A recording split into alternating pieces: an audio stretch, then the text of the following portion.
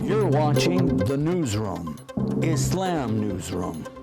The news you want when you want it, from the Islamic perspective. I'm Yusuf Estes, and this is Islamnewsroom.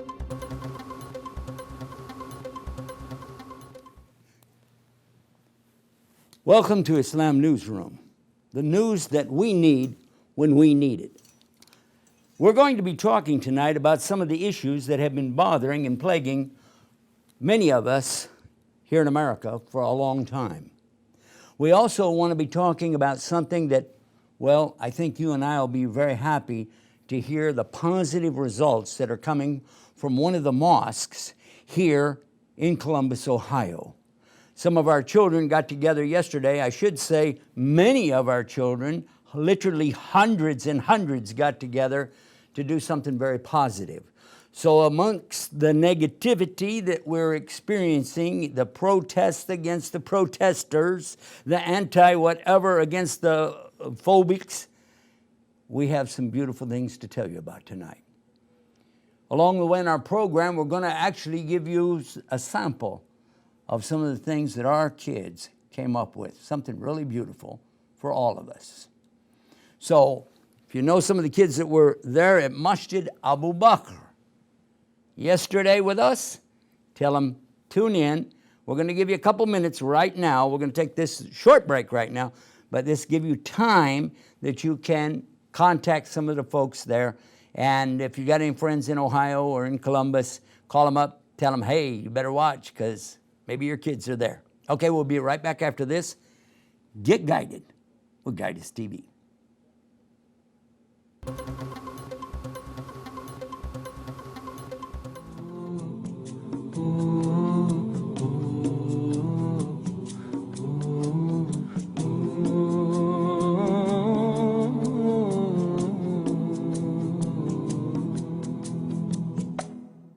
My name is Abu Hafsa Abdul Malik Claire, and if you don't know, you should know. You're watching Guide Us TV. But guess what? Guide Us TV is available on your phones now. It's available on your iPhone, on your iPod, on your iPad, on your Android, all over the smartphones. It is available on your App Store or your Play Store. It is FREE free. Go there, download it, install it, play it, enjoy it, and share it. And remember, get guided with Guide Us TV. Now available on your App Store, Guide Us TV. Go to your App Store today. Search for Guide Us TV, download, and enjoy. You're watching the Newsroom, Islamnewsroom. The news you want when you want it, from the Islamic perspective. I'm Yusuf Estes, and this is Islamnewsroom. Bismillah, we're back. We're talking about some of the things that our kids did, and I'm very proud of them. You know, when our children see what the things that are going around us here in America, well, really around the world, it really has a way to intimidate them or to maybe even cause them to do something really strange. Maybe. But most likely, children rebound. They come back. They come back a lot stronger. Hopefully that's going to be the case amongst all the chaos, what we call fitna in the Arabic language. Hopefully these kids are going to maybe even inspire us to do more in a better way. I'm going to give you a little example of that right now, something that we did yesterday. And we had a lot of fun with these guys. This was at Masjid Abu Bakr, but I'm going to let you hear it for yourself. I'm going to put my mic down here so we can hear them a little bit better. Take a listen to this. Now, while you're smiling, look at the camera. This is your camera right here. Look right into the camera. We're giving them a lesson in how to be on camera and how to be a newscaster. Hold your. And to my left, we have, and then let him finish.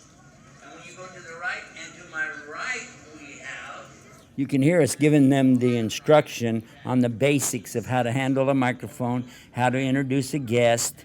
I'm going to move it forward a little bit because I want you to see the way that they handled this. This is really cute. It's a very cute way. Here he gets, right about here, I think it was. Welcome to Guide Us TV. My name is Zain Umar, and onto my left is Badr Din, and I'm 12. and onto my right is Ahmilur Abdelatif, and I'm 7. and onto my far right is Ma'ad Dahir, and I'm 10 years old. Yay, Mart. and we say get guided with I love the way they do that. That is so precious. And we've got some more samples of this for you in our program tonight. I just wanted you to see that. It just touches my heart when these kids come in with this stuff. It really, really makes you feel good. We've got a lot more, and we're going to bring up some other stuff for you just in a minute. I wanted to also give you a chance to look at our top stories on Islamnewsroom. So let's go to the newsroom right now. Islamnewsroom.com is the actual website for our news programs. And we talked last night about the subject of Islamophobia. What we found from our scholars that we brought with us last night is that this is something that Muslims must handle very delicately. The idea of fighting fire with fire means everybody gets burned. And certainly that's what we as Muslims are trying to stay away from, especially in the afterlife. We don't want that fire. And I don't think you do either. So the more that we focus on ways that we can present the real message, down to earth, simple message of true Islam in simple English, the better for everybody, especially for our youth. And that's why we took the opportunity yesterday to spend the good part of the afternoon there at Masjid Abu Bakr. We also found that there were a lot of things going on right now in our country that affect all of us. And one of the things that we wanted to talk about was not just Muslims, but our youth in general. When we stop and think about the damage that's been done to our kids with these various laws, rules, and maybe going a little bit too far, and I'll give you an example about that. There was a boy right here in Ohio, and we spoke about it last night, but this young boy, 12 years old, the same age as the boy you just saw on our program for Guidance TV, same age, his kids, having a staring contest with a girl. Now, maybe he was wrong in what he did. He said he was, and he said he wouldn't do it again.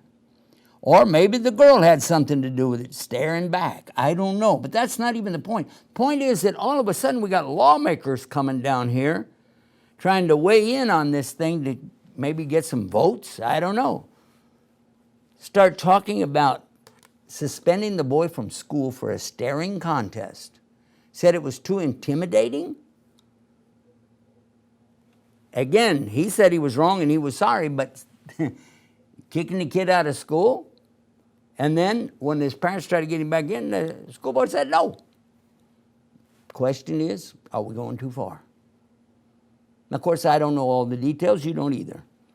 But the point is this. If we're not careful, we could make enough laws all the way around that none of us can do anything about anything anymore. When you got a law against breathing too loud, I mean, what? We need to think about these things before it gets out of hand. When a boy goes to school with a science project, a clock of some kind, and all of a sudden he's taken to jail, interrogated like an adult. Again, we're talking 12 years old, I think it was. Interrogated like an adult. And then kept from his family.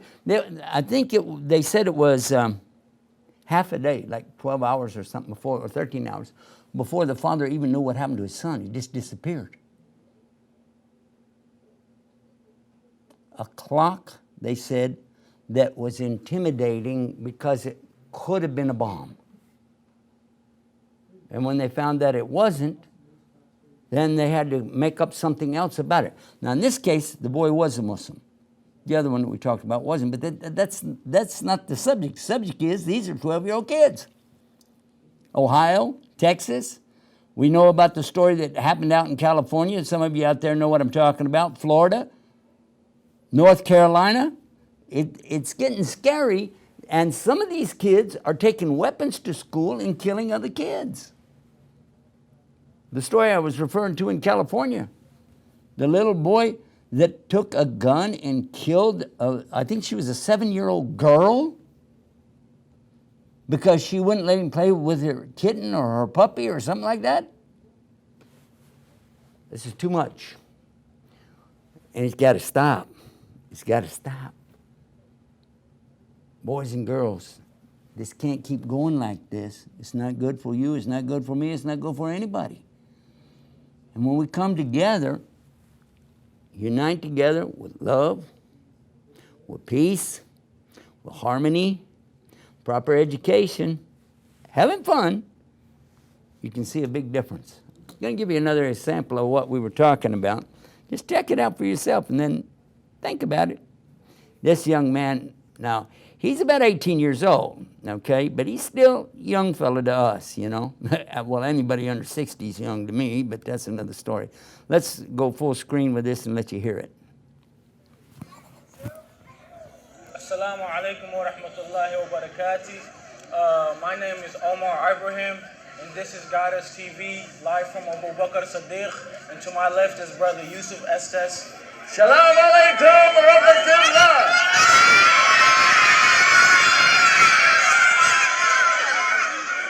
MashaAllah. Wow, that's a good crowd we've got out there tonight, isn't it? Yeah, we have a good crowd tonight, mashallah. What do you think about these guys? We got a lot of brothers, we got a lot of sisters here. What do you think if we have a nice program for them tonight?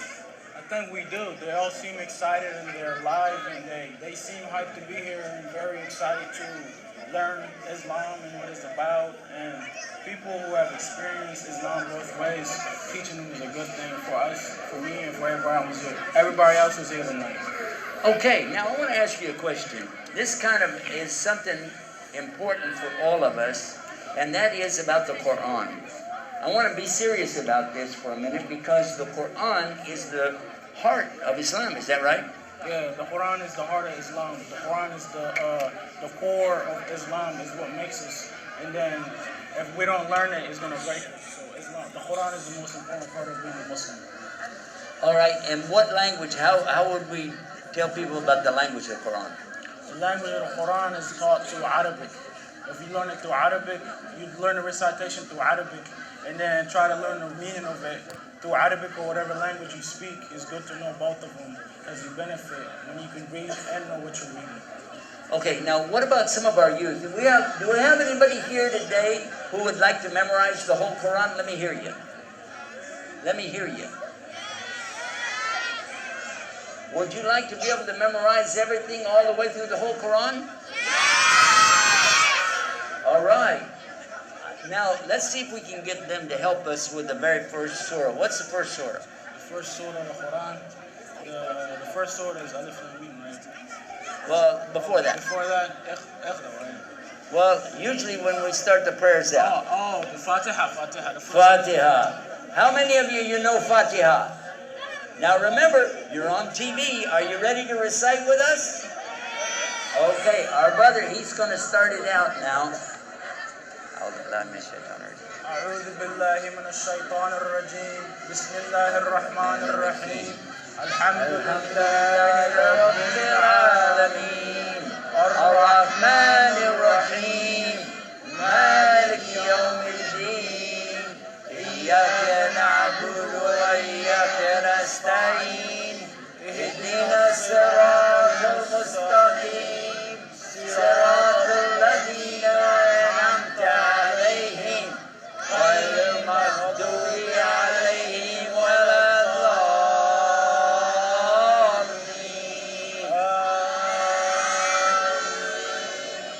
That's what I'm talking about.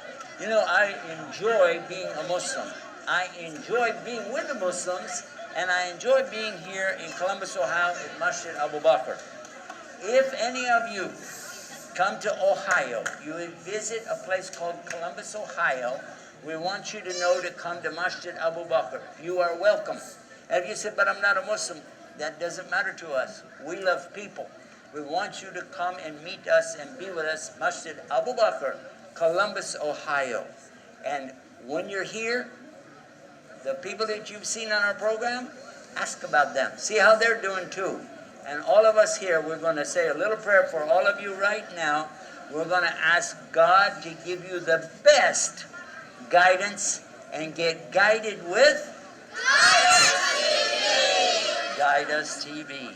Amen. Amen. That's what I'm talking about. Thank you for watching Guide Us TV. Yeah. Till next time. Assalamu alaikum wa rahmatullah.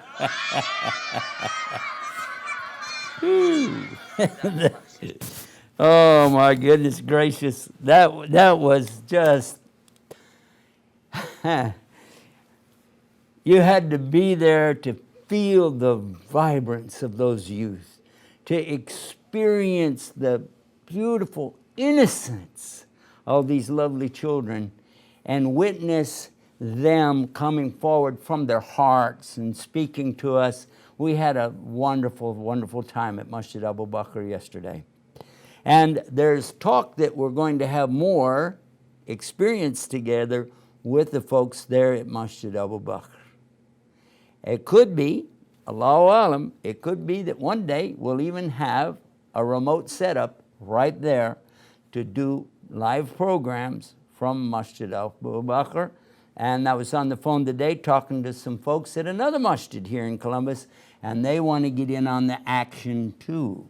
They said, we've got a lot of youth, and they sure would like to do this. What we did, we took the children one by one, talked to them, and found out what's their mindset. We asked them who would like to get the experience of being on TV, just like I'm sitting here with you now. We found that there were a lot that got excited until they got up there to sit in the chair, and then went, now I'm going to wait. Okay? Some of them didn't even want to sit in the chair. Because, as one of the young fellas said after he got done, he was doing real well over the microphone. We went off the air, he said, okay, clear. He said, that's scary. And you know what? It can be. In fact, any kind of a confrontation with people can be scary. If you think about it, all of our youth need to have a chance to learn to stand up, recite something, say something. It's called public speaking. And we want that for our children to have that ability to be able to break the hold the shaitan has on them and get their voices out there where folks can enjoy it, inshallah. We're going to take a short break right now and be back with you right after this. But don't go away, because we want you to get guided with Guide Us TV.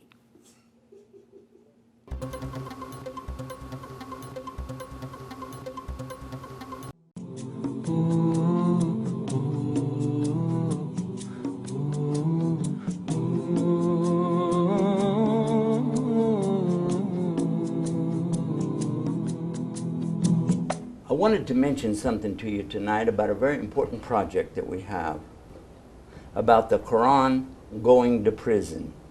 We had some folks that had a problem with the way we worded that.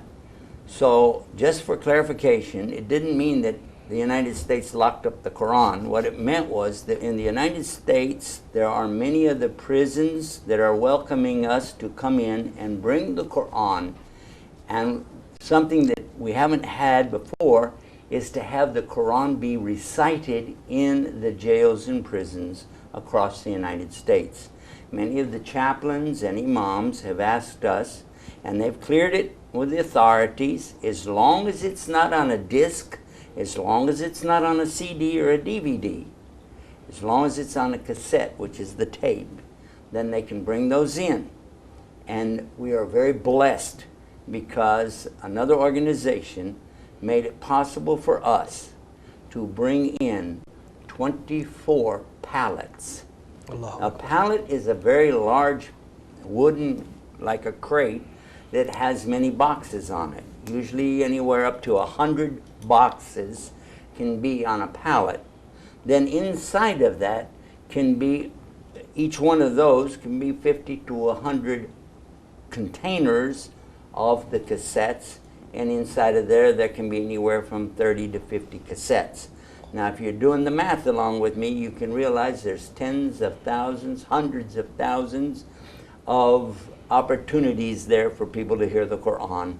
And we are going to be spreading those even more than what we've done in the past. So if you'd like to join us on that, you can do so right now. It's a featured effort that we're doing. We've got more videos that'll be coming along as we're delivering these out and putting them in different places, so that you'll be able to see and enjoy the results of these prisoners who have accepted Islam. Allah cleaned their slate, made them good people now, and inshallah they're going to get to hear the Quran. They've been reading it, but now they'll get to hear it from the big reciters like Sheikh Sudais, Sheikh Al-Ajmi, and so many more that we have. Donate to Islam.com.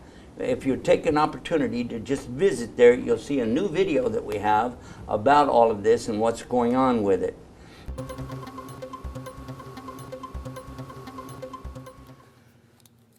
We're back. You're watching Guidance TV's Islam Newsroom Update. This is our weekend update, and I wanted to refer back to something that we tell you throughout the day to find the answers to questions, to do the research, the investigation into what Islam is really teaching. Whether you're a Muslim or non-Muslim, it doesn't matter. This is set up so anybody with the English language will be able to find the true answers, what Islam really is teaching, what Muslims are really all about. And we say that it's been too long, hopefully not too late, and definitely too little. But it's time for us to do what we can to step up and present this information. Now, here's what I'm going to offer to you. Go to this website I'm telling you about right now. It's called searchforislam.com. There's 3 words, search for Islam, but put them all together like one. Don't put any space between them. Searchforislam.com. And then when you go to the website, you'll see that it has something that will remind you of some of the things that you will find in Islamic culture, but at the same time, you look at it and you'll say, wait a minute, that kind of looks like Google. Well, it's actually Google that provides us with the search engine to go through all of our websites. As long as we don't run commercials or ads, then they're happy to provide us with this, and we're sure happy to have it because it does a great job. I'm going to give you an example of what we're talking about right now.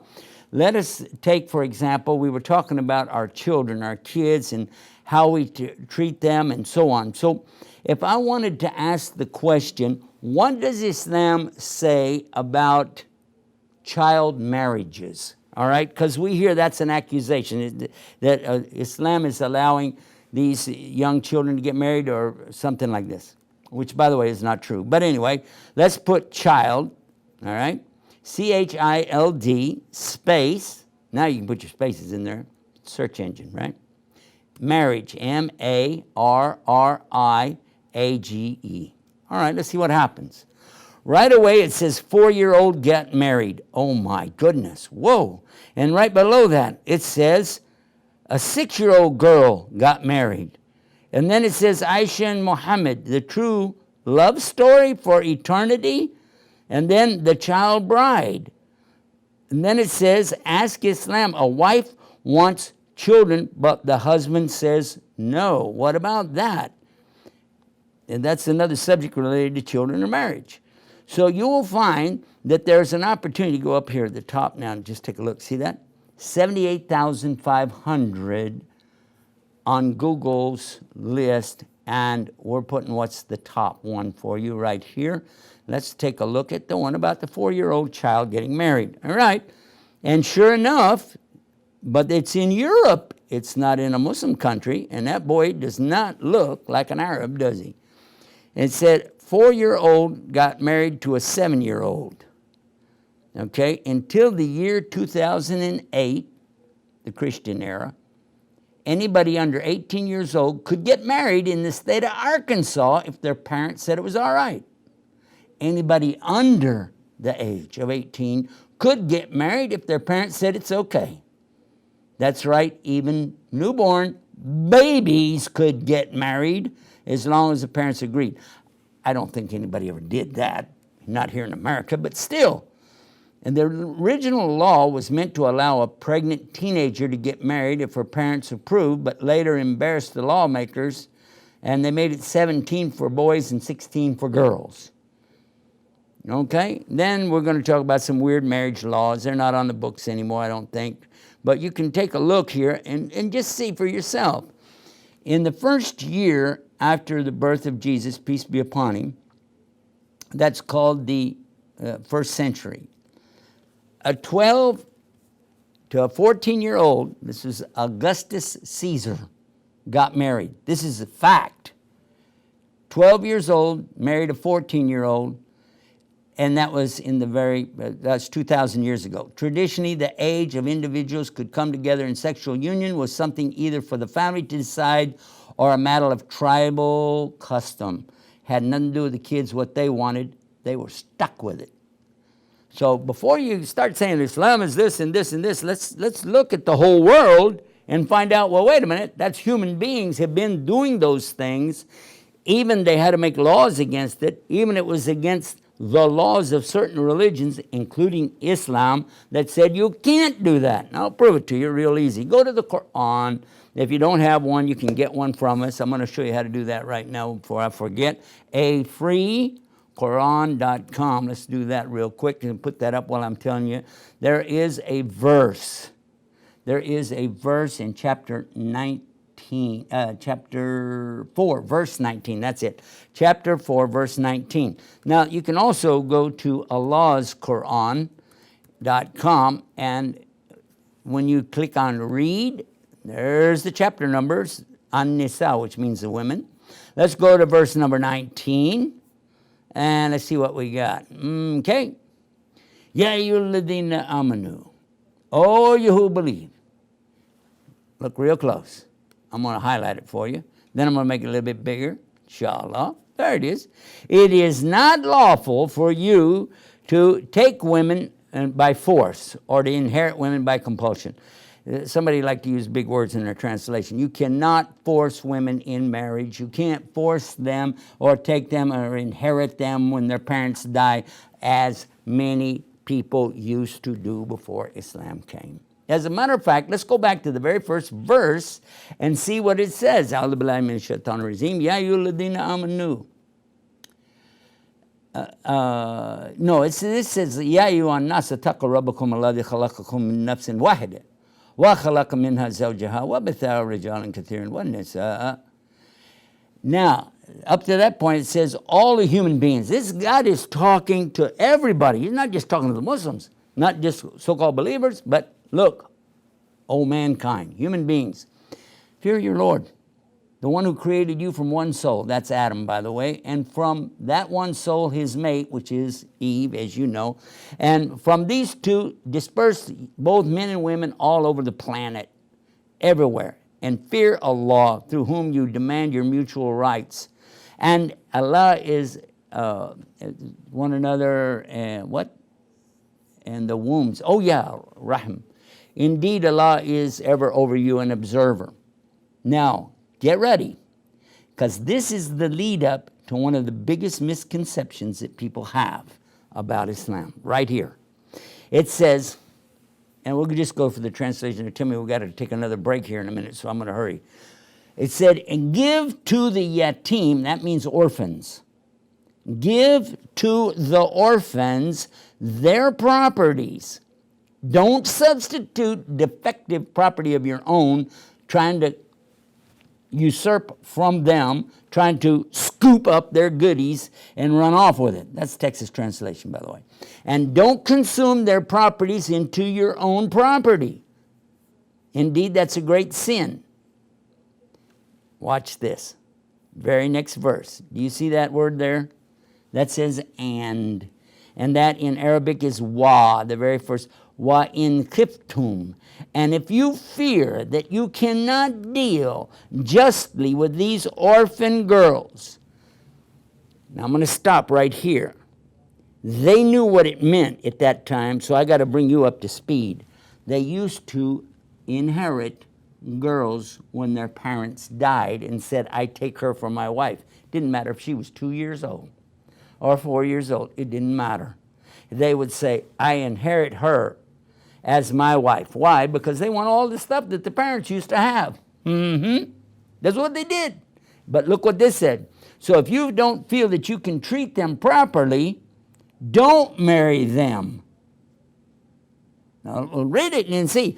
It doesn't say that, but if you knew what they were thinking, you marry other women. It does say that. Marry other women of your choice. Then it put a limit because they used to have all the wives they wanted. That was no problem. They could say, I'll marry this orphan girl and I'll get her stuff. I'll marry that one, get their stuff. And I've got a couple other wives here and there. And this was no problem to them because they treated women like dirt. Women had no rights. But look what it says. Don't marry orphan girls to get their property. Do not marry orphan girls. Don't marry girls that are underage. Don't do that. Does it say that or not? All right, keep going. Marry other women of your choice, ithna, thalatha, arba, which is 2, 3, or 4. That put a new limit on them that they never heard about before. 4? You mean I can only have 4? Some of them had to divorce their wives that they had more than 4. But then it get worse for them. It said, and if you can't treat them fairly, if you cannot be fair amongst them, in other words, treat them equally, then you can only have 1. See the direction it's pointing? 1. And they were like, huh? Wait a minute, you just said I could have 4. No. We said if you could treat them fairly. Later in the Quran, Allah said, and you can't. What? So if a man is thinking he sees that, and you'll find this is true across the board, around the world. Go to Indonesia. Go to Malaysia. Indonesia is the biggest Muslim country in the world. That's right. The Arab countries are not the ones that we're looking at to tell us, what's going on, because the biggest number is not the Arabs. In fact, only about 12% of the worldwide Muslims are Arabs. All the rest of us are from other ethnicities. True story. So here we're being told clearly there is a limit. First limit, do not even approach the idea of taking little girls and trying to do something like this with them. It says it right there. Second, it's telling us also to limit. And that was a shock to them. If you read the Bible, you'll find that some of the prophets even had so many wives. So many. Look at King Solomon, for instance. Peace be upon him. What we're looking at now is something that was coming then, but is still true today. If a man, in our society in America, has a girlfriend, is that a problem? It's not a problem. A lot of people, maybe you got a girlfriend right now, maybe you got a boyfriend, and you're like, so what's the problem? Islam doesn't allow it. Not the intimacy thing, you know what I'm talking about. That's prohibited in Islam. It's not just frowned on. It's absolutely a major sin. Major sin. So the one who maybe is not satisfied with his wife, he likes her, but they got other issues, especially when the women get older, sometimes they have a problem. He doesn't have to divorce her and go get another wife.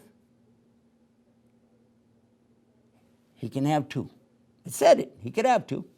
But he's now got to treat them both fair, the same way.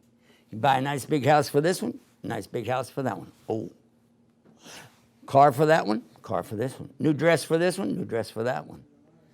All of a sudden, that's not very attractive financially, is it? And before you ever start thinking about 3 or 4, you'll be like, oh man, what are you talking about here? But the most important part about it is you're not taking people's rights away from them. Because when a man has a girlfriend, especially he's married, but he has a girlfriend on the side, you know what I'm saying? He's taking her rights. She's not being treated as a real wife.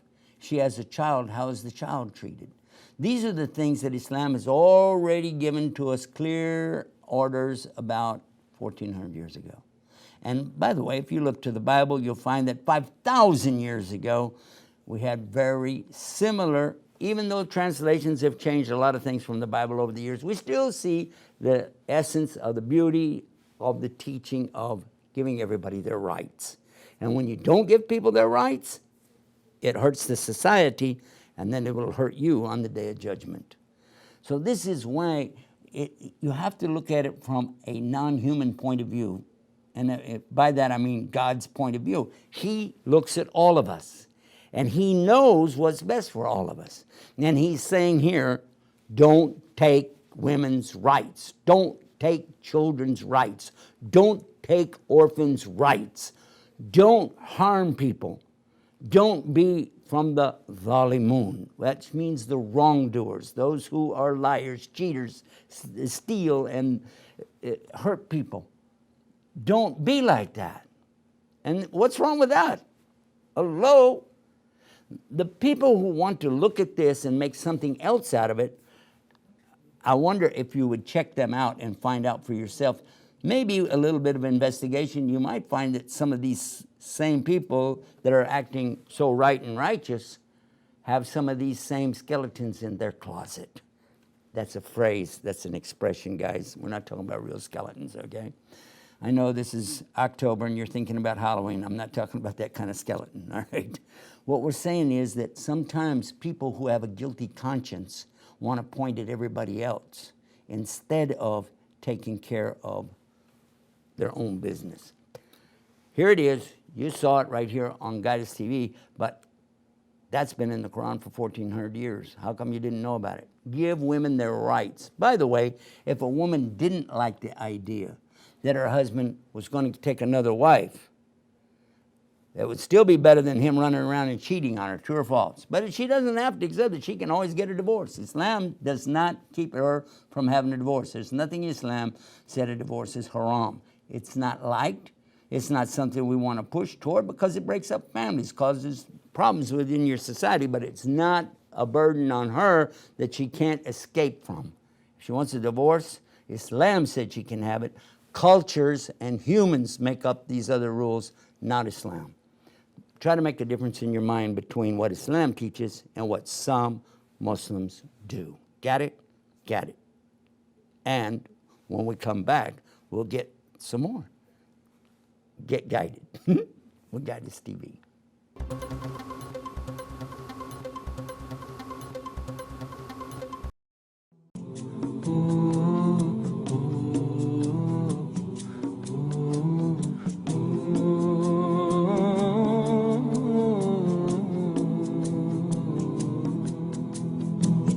I wanted to mention something to you tonight about a very important project that we have about the Quran going to prison. We had some folks that had a problem with the way we worded that. So just for clarification, it didn't mean that the United States locked up the Quran. What it meant was that in the United States, there are many of the prisons that are welcoming us to come in and bring the Quran. And something that we haven't had before is to have the Quran be recited in the jails and prisons across the United States. Many of the chaplains and imams have asked us, and they've cleared it with the authorities, as long as it's not on a disc, as long as it's not on a CD or a DVD, as long as it's on a cassette, which is the tape, then they can bring those in. And we are very blessed because another organization made it possible for us to bring in 24 pallets. A pallet is a very large wooden, like a crate, that has many boxes on it. Usually anywhere up to 100 boxes can be on a pallet. Then inside of that can be, each one of those can be 50 to 100 containers of the cassettes, and inside of there can be anywhere from 30 to 50 cassettes. Now, if you're doing the math along with me, you can realize there's tens of thousands, hundreds of thousands of opportunities there for people to hear the Quran. And we are going to be spreading those even more than what we've done in the past. So if you'd like to join us on that, you can do so right now. It's a featured effort that we're doing. We've got more videos that will be coming along as we're delivering these out and putting them in different places so that you'll be able to see and enjoy the results of these prisoners who have accepted Islam. Allah cleaned their slate, made them good people now, and inshallah they're going to get to hear the Quran. They've been reading it, but now they'll get to hear it from the big reciters like Sheikh Sudais, Sheikh Al-Ajmi, and so many more that we have. Donate to Islam.com. If you take an opportunity to just visit there, you'll see a new video that we have about all of this and what's going on with it.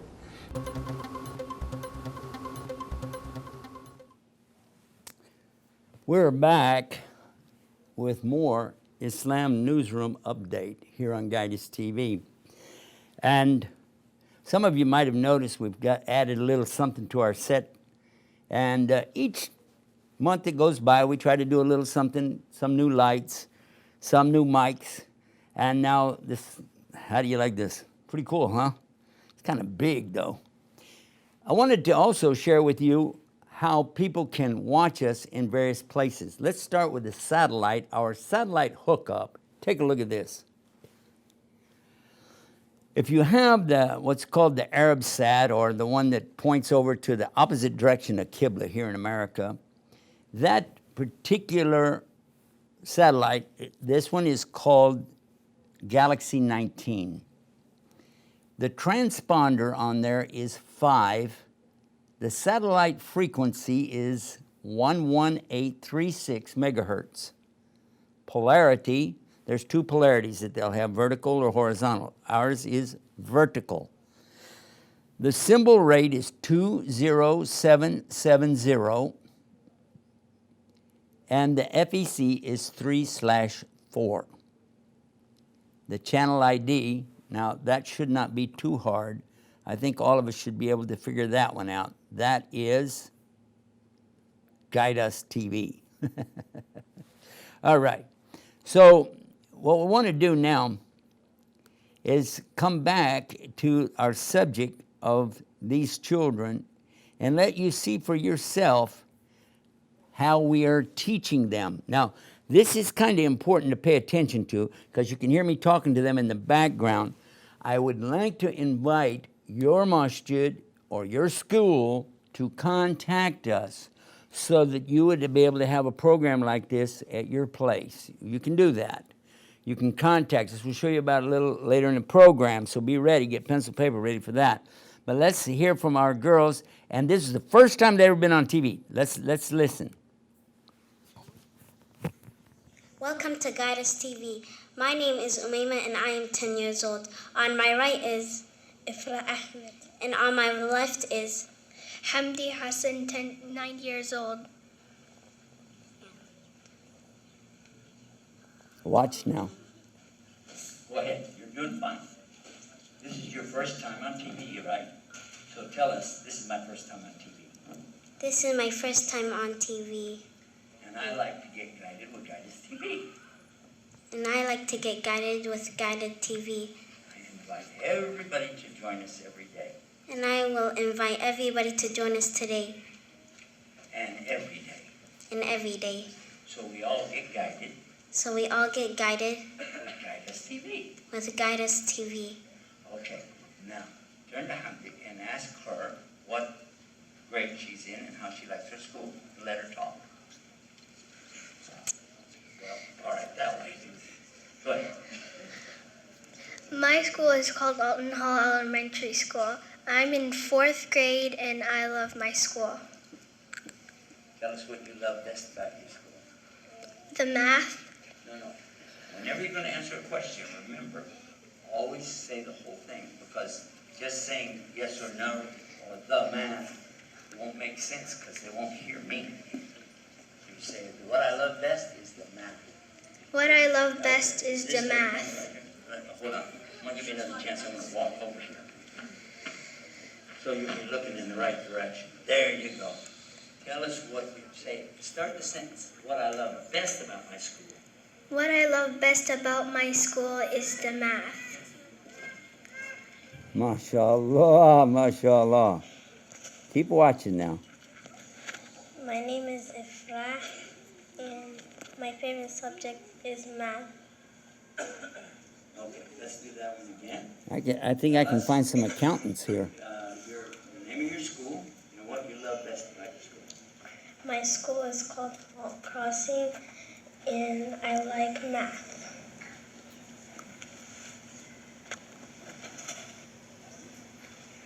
My name is Umaima, and my school is Franklin Woods Intermediate. What I like about my school is language arts. Okay, now start the sentence. Language arts is fun because. Language arts is fun because I get to read. Very good. Now you start the sentence. Math is fun because. Math is fun because I love challenging questions. MashaAllah. Well, I'm going to get back to the news before we run out of time, but these children were so special for us that we really enjoyed it so much to spend the time with them, and it was touching. It was very touching, because when you're experiencing this with the children, did you hear them? Did you notice? I love math because I love challenging questions. I love language arts because, and they go on with why. One of the things that we didn't get to hear is one of them talking about, I love about people, to meet people. And this is what children are supposed to be about, isn't it? Not about hatred, not about religious persecution. Let them grow up. Let them be who they are. Let them enjoy their family life. Let them enjoy their religion. Let them enjoy their school. They love their schools. And they get straight A's. Almost every Muslim child that we've had on television in the last 5 years has either been straight A's or A's and B student. True story. There is a work ethic in Islam, especially for the children, to put their best foot forward, to really study, to really learn. I know that we spoke to some of the boys, as a matter of fact, in the program. So one of the boys has just started in college. And he was talking about how it's so much more busy, that he's got a lot more on his shoulders.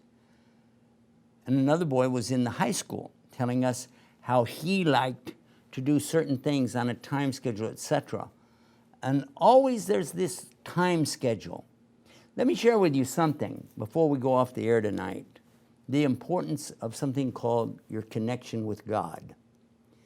Muslims want to have a connection with God, and we do that every day, at least 5 times a day or more.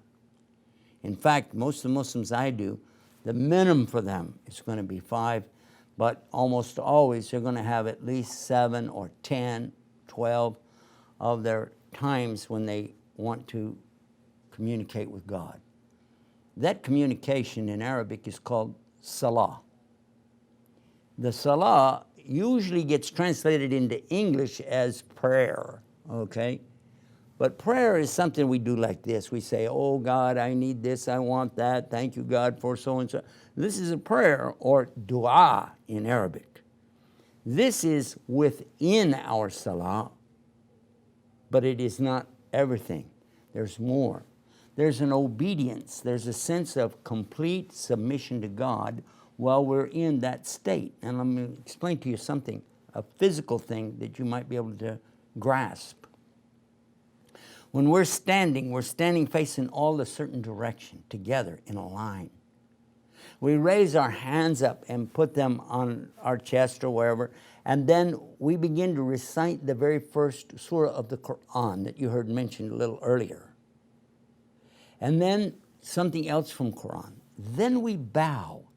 We bow at exactly a right angle like this. And in that position, we're bowing to God. And we're extolling His greatness and supremeness, and etc. Then when we stand back up, we're saying that God, He hears you, because we want God to hear our prayers. And then we put our head down onto the ground. Now, how much more submissive could a person be than to put their head on the ground, their forehead and nose on the ground? Complete submission to God. And in that state is to say, oh God, you are the highest. Oh God, you're the greatest. Oh God, you are the highest. Then to sit back and then start asking God in many different ways to forgive us. Forgive us for our sins. Forgive us for our neglect. Forgive us for the mistakes we've made, the disobedience, and also for the abuse that we've done to ourselves. And also for taking other people's rights away. Because you might think it's a small deal to cut off somebody in a line or take their place in a checkout counter or cut them off in traffic. But to a Muslim, we know that's not right.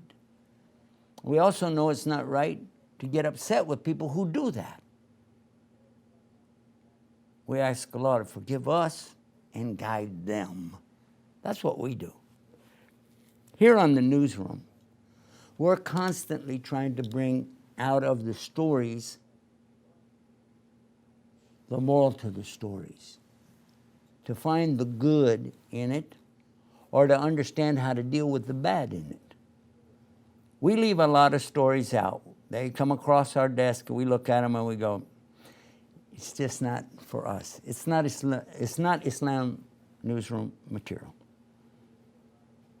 Even the recent situation in Hajj, when the people were killed in that they call it a stampede.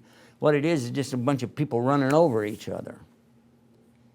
And there was a majority of that crowd that really did run over the other people. But yet we don't want to blame them. You know why? Because when people are in Hajj, the pilgrimage, there's a lot of trials and tribulations going on. It was difficult for all of them. But we prayed and we asked Allah to forgive all of them. After all, they've already passed away, right? What would be the benefit to blame anybody for that? So let it go. And almost every single country said the same thing. We as Muslims say everything is from God. In fact, I think it was like only 1 or 2 countries that came up with trying to blame everybody. We say, Qadr Allah. This is from the power of Allah. MashaAllah, because God willed. Those are the ways that we want to bring our stories for Islam Newsroom. We want to look at it, examine it, and if we can't find anything good in it, let's leave it. But if we can find a good principle, something to bring out of it, then let's put it on the air. That's what Islam Newsroom is going to be about as long as I'm here to do something about it. Because this isn't about selling detergent or new cars or getting you to go to some restaurant and eat some kind of fast food. Our goal, our mission is to deliver a beautiful message, a simple message in any language, but of course we'll do it in English. Worship one God alone without any partners. If you want to look in your Bible, you'll find that's the first and the second commandment in the book of Exodus, chapter 20. If you want to look into the New Testament, you'll find that same message is there again. Book of Mark, chapter 12, verse 29. When they said that Jesus said this, we don't know exactly because there's no original of the Bible anymore, but let's assume that this is correct. Because they said that Jesus said, "Know, O Israel." He's telling them, this is what you need to do. You got to know it, you got to say it, you got to do it. That your Lord is one God. Your Lord is one God. And Him you have to love with all your heart, all your mind, all your strength, depending on which translation you have, what order they come in. And then another commandment like it, love your brother as yourself. Islam tells us to love our neighbors, love our brothers, to give full, because this is what was taught always. Full love. And whatever you have in possession, listen to this, Islam teaches us, prefer the needs of your brother over your needs. Not equal up, equal, and you say, what I want for me, I want for you. No. I want something better for him than I want for myself. We have something in Islam that teaches us that our prayers for someone else when they're not there, like in secret, and I say, oh God, for brother so-and-so, make it easy for him. Help his family problem that he has. Help him with his bad habit he has of something. Maybe he does something, maybe smoke, whatever. Help him get away from these things. And help him with his daily bread, his rizq. We ask all of these things like that, and then look what happens. We are told by the Prophet Muhammad, peace be upon him, that the prayers that we are saying for somebody else, there's an angel behind us saying, Amen, and for him too. So for you, we ask Allah to give you guidance.